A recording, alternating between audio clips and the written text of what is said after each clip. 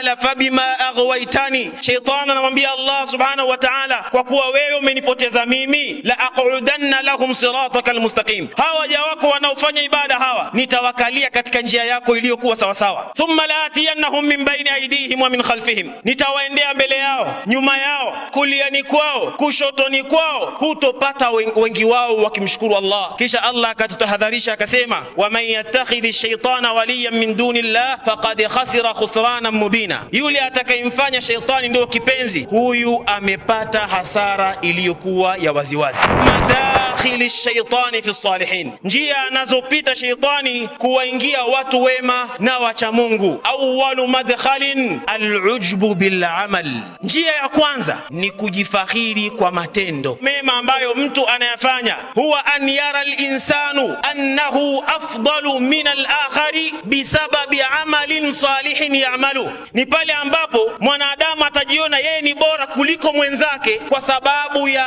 jambo jema analolifanya. Pale ambapo wewe utadhamini harakati za dini katika mji fulani, katika msikiti fulani, basi wewe ukajiona ni bora kuliko yule ambaye hadhamini harakati za dini, ukajiona wewe ni bora kuliko yule ambaye unajua hafanyi qiyamul layl. Wallahi hadha awwalu madkhalin yadkhulu bihi ash-shaytanu fi as-salihin, huu ndio mlango wa kwanza anawaingia shaytani watu wema. Ma khataru al-ujbu bil amal as-salih, kuna hatari gani ya mtu kujikweza na kujitukuza kwa sababu ya matendo mema anayofanya? Hatari ya kwanza, yuqi'uka fil kibr, shaytani atakufanya utumbukie kwenye kiburi. La yadkhulu al-jannata man kana fi qalbihi mithqala dharratin min al-kibr, mtume ameshatuambia hatoingia peponi yule ambaye katika moyo wake na nafsi yake patakuwa na chembe chembe ndogo za kiburi. Lakini pia huwa suul khatima, ni mtu kuwa na mwisho mbaya. Anasahau ya kwamba Allah subhanahu wa ta'ala anazibadilisha nyoyo za watu. Ni watu wangapi walikuwa ni watu wema,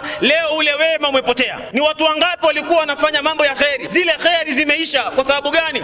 Mtume sallallahu alaihi wasallama katika dua alikuwa akidumu nazo, alikuwa akisema, ya muqallibal qulub thabbit qalbi ala dinik, ewe mwenye kuzibadilisha mioyo, ubakishe moyo wangu, udumishe katika dini yako. Kwa hiyo yule anayejidai na matendo mazuri akawadharau wengine, katika madhara anayompata yeye ni kuwa na mwisho uliokuwa mbaya.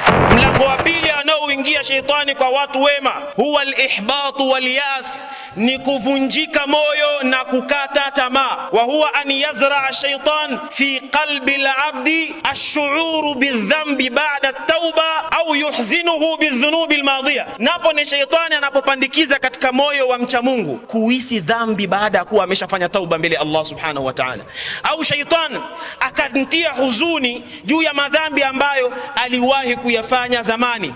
Fayatika shaytan, wakati huo shaytani ibilisi anakuja anakufanya muda wote uhisi Allah hajakusamehe. Ile huzuni inakufanya wewe unashinda kuelekea katika khairi. Ni katika mlango hatari miongoni mwa milango anaitumia ibilisi, laanatullahi alayhi. Msisahau Allah subhanahu wa ta'ala anatuambia, inna Allah yaghfiru dhunuba jami'a, hakika ya Allah subhanahu wa ta'ala anasamehe madhambi yote.